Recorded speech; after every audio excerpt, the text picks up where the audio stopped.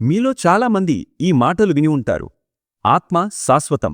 ఆత్మ అనేది శుద్ధమైన శక్తి. మన శరీరం కేవలం ఒక ఆలయం మాత్రమే. మనం శరీరం కాదు, మనం ఆత్మ. ఈ జ్ఞానం ఇప్పుడు అనేకులకు తెలుసు. కాని ఒక్కసారైనా మీ హృదయంలో ఈ ప్రశ్న మెదిలిందా? భగవద్గీతలో శ్రీకృష్ణుడు ఇలా అన్నారు: నైనం ఛిందంతి శస్త్రాణి, నైనం దహతి పావకః, న చైనం క్లేదయంత్యాపో, న శోషయతి మారుతః. అంటే ఆత్మను శస్త్రాలు ఛేదించలేవు, అగ్ని దహించలేదు, నీరు తడపలేదు, గాలి ఆర్పలేదు. ఆత్మ శాశ్వతం, అవినాశి, దైవసత్యం. ఈ సత్యం గురించి ఇప్పుడు చాలామంది తెలుసుకున్నారు. కాని ఈ ఆత్మ ఎలా సృష్టించబడింది? దాని రూపకల్పన ఎలా జరిగింది? దానిలోని శక్తులు ఎలా పనిచేస్తాయి? ఈ ఆత్మలు అన్నీ భగవంతుడి నుండే వచ్చాయి కదా. అయితే అన్ని ఆత్మలు ఒకేలా ఎందుకుండవు? ఒకరు ప్రేమతో నిండి ఉంటే మరొకరు అహంకారంతో ఎందుకు నిండిపోతారు? ఒక ఆత్మ శాంతిని కోరుకుంటే మరొక ఆత్మ పోరాటాన్ని ఎందుకు ఎంచుకుంటుంది? ఈ రహస్యం ఏమిటి? ఎవరు ఈ ఆత్మను రూపొందించారు? ఎందుకు ఇలా రూపొందించారు? వేదాలు ఒక అద్భుతమైన సత్యాన్ని వెల్లడిస్తున్నాయి. ఆత్మ కేవలం ఒక చిన్న చైతన్య స్ఫులింగం కాదు, అది బ్రహ్మాండాన్ని మించిన అద్భుత నిర్మాణం. ఈ వీడియోలో మీరు తెలుసుకోబోయేది ఆత్మ యొక్క రహస్య రూపకల్పనను. దానిని ఎవరు సృష్టించారు? దానిలో ఏ శక్తులు దాగి ఉన్నాయి? ఒక ఆత్మ ఒక వ్యక్తిగా ఎలా రూపొందుతుంది? ఎందుకు ప్రతి ఆత్మ వేరువేరు లక్షణాలతో వెలుగొందుతుంది? ఇప్పటివరకు మీరు ఆత్మ గురించి విన్నది జ్ఞానంలో ఒక భాగం మాత్రమే. కాని ఈ వీడియోలో మీరు తెలుసుకోబోయేది ఇంతవరకు ఎవరూ వెల్లడించని ఆత్మ యొక్క రహస్య డిజైన్. ఈ జ్ఞానం మీ జీవితంపై కొత్త వెలుగును నింపగలదు. మీ జీవితాన్ని సరైన దిశలో మళ్లీ రూపొందించే శక్తిని అందించగలదు. అందుకే ఈ వీడియోను పూర్తిగా చూడండి. మీ జీవితంలో ఒక కొత్త ప్రకాశాన్ని వెలిగించే ఈ అవకాశాన్ని వదులుకోవద్దు. ఈ ప్రయాణంలోకి అడుగుపెట్టే ముందు మీ సపోర్ట్గా ఈ వీడియోకు ఒక లైక్ చేయండి. చూసిన తర్వాత మీ అభిప్రాయాన్ని కామెంట్లో తెలియజేయండి. మరియు ఒక చిన్న విన్నపం: మా ఛానల్ను చాలామంది చూస్తున్నారు, కానీ కొంతమంది సబ్స్క్రైబ్ చేయకుండా వీక్షిస్తున్నారు. దయచేసి మా ఛానల్ను సబ్స్క్రైబ్ చేసి పక్కనే ఉన్న బెల్ ఐకాన్ను ఆల్లో ఉంచండి. మీ లైక్, కామెంట్, సబ్స్క్రిప్షన్ మాకు మరిన్ని ఆసక్తికరమైన వీడియోలను అందించే శక్తినిస్తాయి. సో ప్లీజ్ సబ్స్క్రైబ్ చేయండి. సంగీతం. ఒక నీడను చూస్తే దానికి ఒక ఆకృతి కనిపిస్తుంది. ఒక శరీరాన్ని చూస్తే మాంసం, నరాలు, చర్మం కనిపిస్తాయి. కాని ఆత్మను చూస్తే ఆత్మ కనిపించదు, పట్టుకోలేము. అయినా అది అన్నింటికంటే శక్తివంతమైన నిర్మాణం. ఆత్మ కేవలం ఒక చిన్న స్ఫులింగం కాదు, అది బ్రహ్మాండాన్ని మించిన అద్భుత సృష్టి. ఇది జ్ఞానం, శక్తి, చైతన్యం కలిసిన మహోన్నత కలయిక. మన శరీరంలో స్థూల శక్తి ఉంది, మన మెదడులో సూక్ష్మ జ్ఞానం ఉంది. కాని ఈ రెండింటినీ నడిపించే మూలశక్తి ఆత్మలో దాగి ఉంది. మీరు తీసుకునే నిర్ణయాలు ఎక్కడి నుండి వస్తాయి? మీ భావోద్వేగాలు, మీ ధైర్యం, మీ పరిమితులు, ఇవన్నీ ఆత్మలోని 3 బీజాల నుండి ఉద్భవిస్తాయి: సంకల్ప బీజం, జ్ఞాన బీజం, స్మృతి బీజం. ఈ 3 బీజాలు కలిసి మీ ఈ జన్మ లక్ష్యాన్ని రూపొందిస్తాయి. అవి ఎవరికీ కనిపించవు, కాని ప్రతి ఆత్మలో దాగి ఉంటాయి. మీరు నిర్ణయాలు, మీ కోరికలు, మీ కలలు, మీ ఆలోచనలు, ఇవన్నీ ఆ బీజాలు మొలకెత్తిన ఫలితాలే.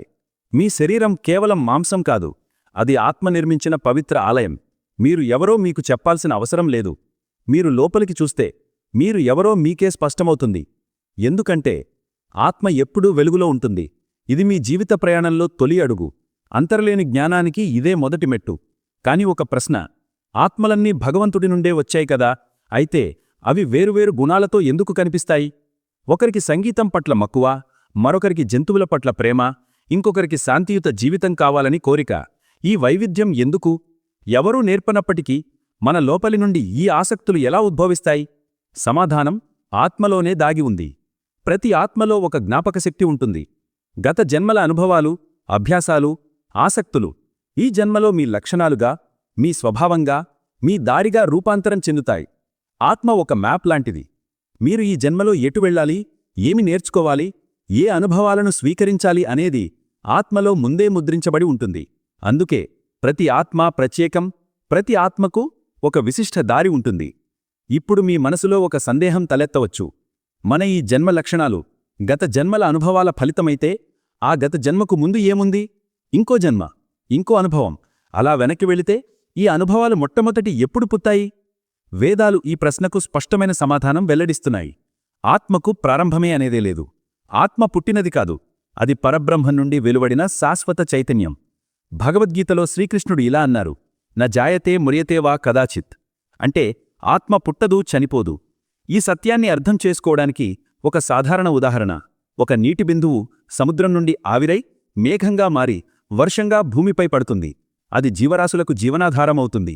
ఒక ప్రయోజనాన్ని నెరవేర్చి మళ్లీ ఆవిరై సముద్రంలో కలుస్తుంది. ఈ ప్రయాణంలో ఆ బిందువుకు మొదటిసారి అనేది లేదు, ఎందుకంటే అది సముద్రం నుండి వచ్చింది. సముద్రానికి ప్రారంభం లేదు. అలాగే ఆత్మ పరబ్రహ్మం నుండి వెలువడింది.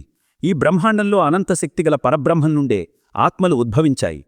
ఆత్మ ఒక వర్షపు బిందువులా భూమిపై జన్మిస్తుంది, అనుభవాలను స్వీకరిస్తుంది, మరణిస్తుంది, మళ్లీ జన్మిస్తుంది. ఈ చక్రం శాశ్వతం. ఆత్మకు మొదటి జన్మ అనేది లేదు, ఎందుకంటే అది ఎప్పటినుండో ఉంది. మన అనుభవాలకు మొదటి దశ అనేది లేదు, ఎందుకంటే ఆత్మ పరబ్రహ్మంలో శాశ్వతం. ఇప్పుడు అసలైన ప్రశ్న, ఈ ఆత్మని ఎవరు రూపొందించారు? ఇది యాదృచ్ఛికంగా జన్మించిందా, లేక ఒక శక్తివంతమైన తత్వం దీన్ని సృష్టించిందా? వేదాలు చెబుతాయి, ఆత్మకు రూపాన్నిచ్చింది పరాశక్తి తత్వం. ఆత్మలో జ్ఞానాన్ని నాటింది ఆది పరాశక్తి. సంకల్పశక్తిని, స్మృతిశక్తిని ఆమె ఇచ్చింది. పరబ్రహ్మం ఆత్మకు మూలమైతే ఆ మూలాన్ని జీవన రూపంగా మలిచింది పరాశక్తి. ఆత్మ ఒక చైతన్య దీపమైతే ఆ దీపాన్ని వెలిగించిన నెయ్యి పరాశక్తి. ఒక దీపం వెలగాలంటే నెయ్యి, వత్తి, అగ్ని అవసరం. అలాగే ఆత్మ వెలగడానికి జ్ఞానశక్తి, సంకల్పశక్తి, స్మృతిశక్తి అవసరం. ఈ మూడింటినీ ఏర్పాటు చేసింది పరాశక్తి తత్వం. అందుకే ఆత్మ స్వయం సంభూతం, స్వయంగా వెలిగింది, కాని వెలిగేలా చేసింది ఆది పరాశక్తి.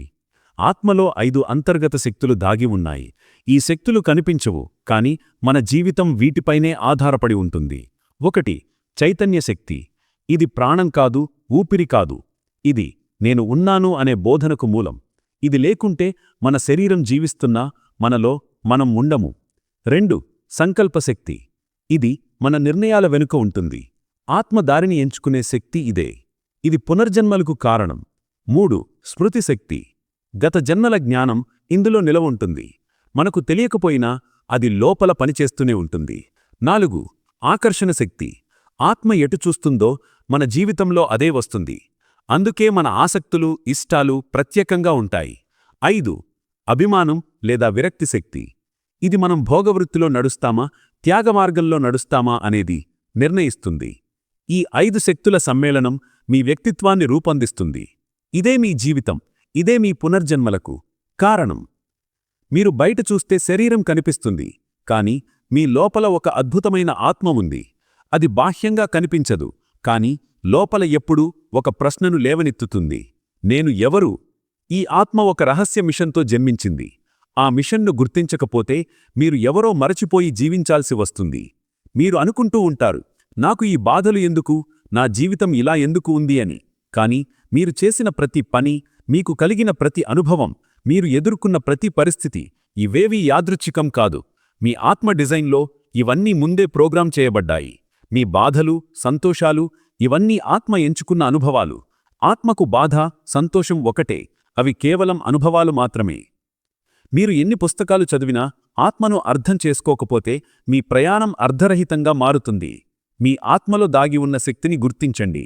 మీ నిజమైన బలాన్ని చూడండి. మీ తప్పిదాలను గమనించండి. అక్కడి నుండే మీ జీవితంలో మార్పు మొదలవుతుంది. మీ ఆత్మను రూపొందించింది పరాశక్తి తత్వం. ఆ శక్తిని గుర్తించగలిగితే మీరు మీ జీవితాన్ని కొత్తగా రూపొందించగలరు. బాధలో ఉన్నారా? మీ ఆత్మ మీకు సంకేతమిస్తోంది, ఇప్పుడు మార్పు కావాలి అని. ప్రశ్నల్లో ఉన్నారా? మీ ఆత్మ చెబుతోంది, నిజమైన జ్ఞానం కావాలి అని. ఈ శక్తిని గ్రహించాలంటే బయట చూడకండి, లోపలికి చూడండి. బయటి ప్రపంచంలో అలసిపోయారు.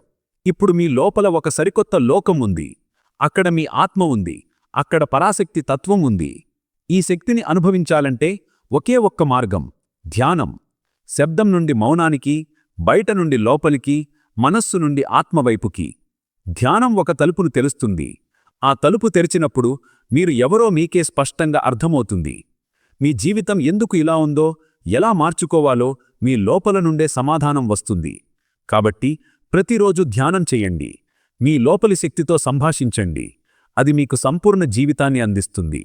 ఓ స్నేహితులారా, ఈ రహస్యం మీకు మాత్రమే కాదు, అందరికీ తెలిస్తే వారి జీవితాలు కూడా మారవచ్చు. ఈ సందేశం ఎవరికైనా ఉపయోగపడుతుంది అనిపిస్తే ఈ వీడియోను లైక్ చేయండి, కామెంట్ చేయండి.